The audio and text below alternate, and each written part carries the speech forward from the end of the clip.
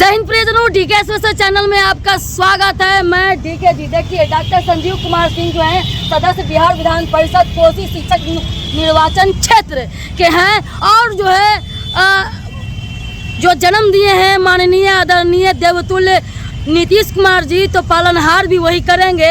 चाहे वित्त रहित शिक्षकों का मामला हो, अतिथि शिक्षकों का मामला हो, जो भी जितने प्रकार के जो हैं अभी जो पेचीदा फंसे हुए हैं, जिस तरीके से जो है माननीय जो है आदरणीय डॉक्टर संजीव बाबू ने कहा है, पार्षद साहब ने कहा है, किस तरीके से अगर होता है तो फिर से जो है 25 से 30 फिर से नीतीश होगा।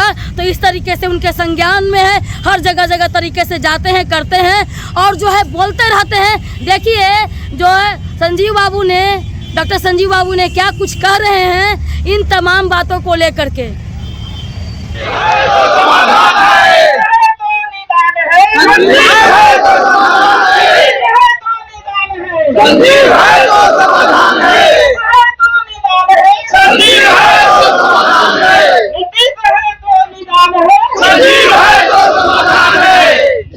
डीके स्पेशल चैनल में आपका स्वागत है। मैं डीके जी। जदयू के फायर ब्रांड नेता मेरे साथ मौजूद है, डॉक्टर संजीव सर मेरे साथ मौजूद हैं और जो मतलब कि शिक्षकों के लिए मुद्दे को लेकर के जो है पक्ष हो या विपक्ष हो, सबसे ये लड़ते रहते हैं। तो सबसे पहले जो है जो असिस्टेंट गेस्ट जो प्रोफेसर हैं, उनको जो सैलरी जो 11 महीने से बंद थी, उनके द्वारा जो सब धन्यवाद सर आपको। नहीं ऐसा नहीं, ठीक है, ऐसा बंद नहीं था। उसमें वेतन भुगतान की प्रक्रिया में जो प्रक्रियात्मक जटिलता विभाग के द्वारा अपनाई जाती है, उसके चलते विलंब हुआ होगा। मैं तो बाहर था, कल आया ही हूँ। आपने ही मुझे जानकारी दी अभी कि भुगतान हुआ। वेतन भुगतान होना कोई बड़ी बात नहीं है। सबसे बड़ी बात है अतिथि शिक्षकों की सेवा सुनिश्चितता, और इसके लिए अभी भी लगभग लगता है सैकड़ों सभी विश्वविद्यालय के, महाविद्यालय के अतिथि शिक्षक आए हुए थे। +2 के भी शिक्षक जो आज सड़क पर हैं वो भी आते रहते हैं। तो इन लोगों की सेवा सुनिश्चितता की जाए, चूंकि उसमें से जिनको प्रतिभा है, जिनकी उम्र है, वो तो कहीं ना कहीं चले जाते हैं, उनको उनकी नियुक्ति हो जाती है। लेकिन जिनका उम्र नहीं है अब, वो आज की स्थिति में कहाँ जाएंगे। तो हम लोगों ने ये अनुशंसा भी शिक्षा समिति में जो विधान परिषद में माननीय सभापति महोदय ने कराया है, शिक्षा समिति का गठन किया है, उसके सभी माननीय सदस्यों ने मिलित रूप से ये निर्णय लिया और फिर अनुशंसा की गई, जो कि इन लोगों के भी योग्यता, पात्रता, अर्हता अस्थायी शिक्षकों की भांति है। इसीलिए इनका भी सेवा सुनिश्चित की जाए। जैसे कि +2 के शिक्षक 60 वर्षों में सेवानिवृत्त होते हैं और विश्वविद्यालय महाविद्यालय के 65 वर्षों में। अगर सेवा सुनिश्चितता होगी, चूंकि सरकार छात्रों का हित चाहती है और छात्रों के हित में, संस्था के हित में इधर सरकार ने बहुत सारी नियुक्तियां की, लेकिन आप देखेंगे अभी भी हायर एजुकेशन में शिक्षकों की भारी कमी है। वर्ष 2018 से ये नियुक्ति चल रही है 4638 शिक्षकों का, असिस्टेंट प्रोफेसर का, लेकिन अभी तक ये पूरा नहीं हुआ है। इसमें हालांकि आयोग लगा हुआ है, लेकिन कतिपय मामले न्यायाधीन हो जाते हैं या विवादित हो जाते हैं। तो जब ये 7 से 8 वर्षों में भी ये नियुक्तियां नहीं हुई है और इन्हीं गेस्ट टीचर्स के भरोसे सब विश्वविद्यालय महाविद्यालय, तो अभी मेरा कहना है जो कि जब राज्य सरकार की आरक्षण नियमावली के अनुरूप, विश्वविद्यालय अनुदान आयोग के अधिसूचना के अनुरूप इन लोगों की नियुक्ति हुई है, तो इन लोगों की सेवा 65 वर्षों के लिए सुनिश्चित की जाए। साथ ही +2 अतिथि शिक्षक जितने हैं, तो राज्य सरकार के संकल्प और अधिसूचना के तहत उनकी नियुक्ति हुई थी, लेकिन एक कार्यकारी आदेश के तहत उन्हें हटा दिया गया। उस समय एक अपर मुख्य सचिव थे, वो बिना नियम कानून देखे इन लोगों को हटा दिया। और शिक्षक सेवानिवृत्त भी हो रहे हैं, नियुक्ति भी हो रही है। वैसे शिक्षक आज की तिथि में कहाँ जाएंगे। इसीलिए हम लोगों ने मुख्यमंत्री महोदय से अनुरोध किया, वित्त मंत्री महोदय के पास गए हुए थे। सारे विधान पार्षद इसमें अपने अपने स्तर से लगे हुए हैं और हम लोगों ने जा करके मुख्यमंत्री महोदय को कहा, उसमें प्रोफेसर रामबच्चन राय सर भी साथ में थे, जो उपसभापति भी हैं और शिक्षा समिति के अध्यक्ष भी हैं, और हम लोगों ने कहा जो कि इन बातों पर संज्ञान लिया जाए। स्थानांतरण से भी जुड़े मुद्दे थे।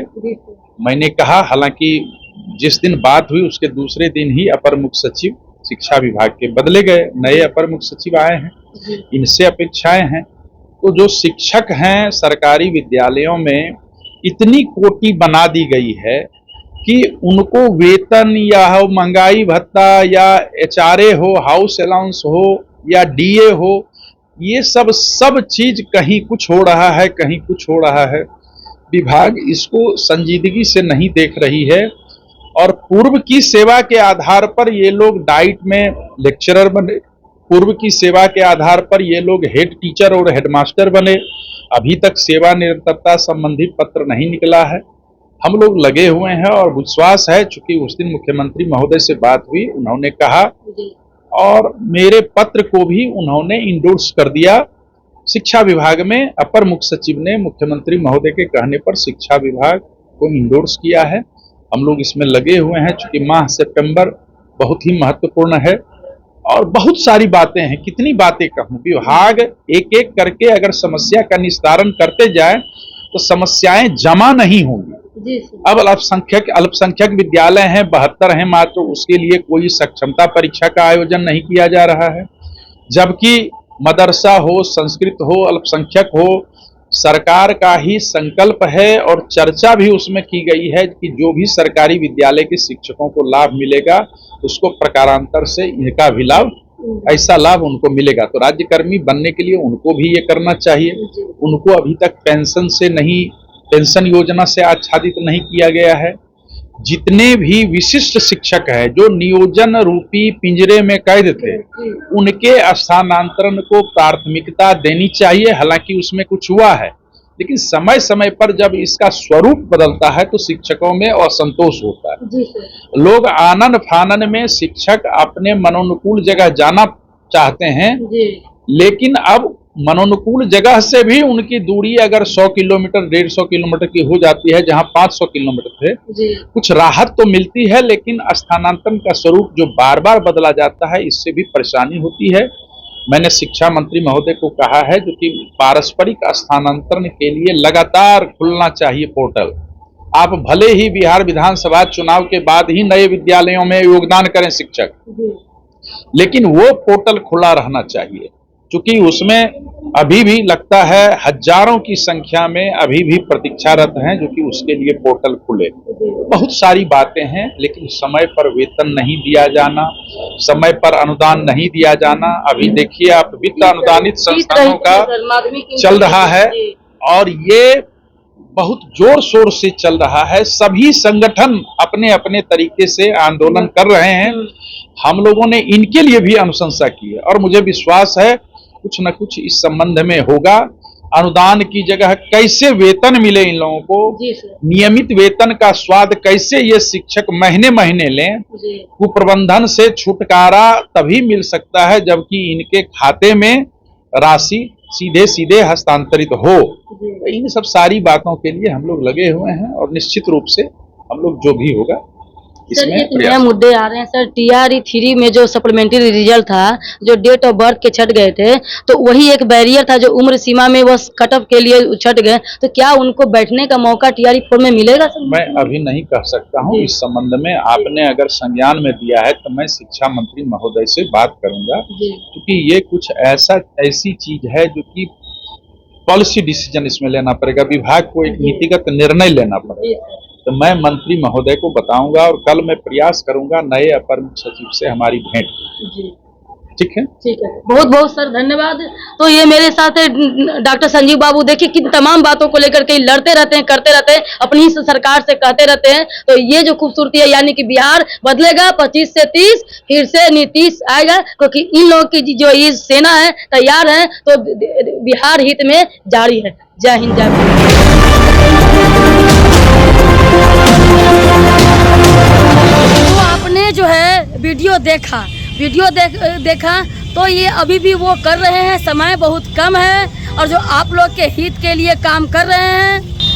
सब लोगों का जो है जॉब नौकरी जो है दिए हैं माननीय बिहार के सीएम नीतीश कुमार जी ने। तो मतलब कि इस पर अगर करते हैं असिस्टेंट गेस्ट प्रोफेसर हो या अतिथि नहीं रहेंगे उन पर बात हो, वित्त रहित का बात हो और सभी विचार विमर्श की बात हो, एजुकेशन के को लेकर के डिपार्टमेंट को लेकर के अगर इस तरीके से अगर वो काम करते हैं तो इस बार भी 25 से 30 फिर से नीतीश। जय हिंद जय भारत। दोस्तों like share comment and subscribe कीजिए, फेसबुक पे हैं तो फॉलो कीजिए।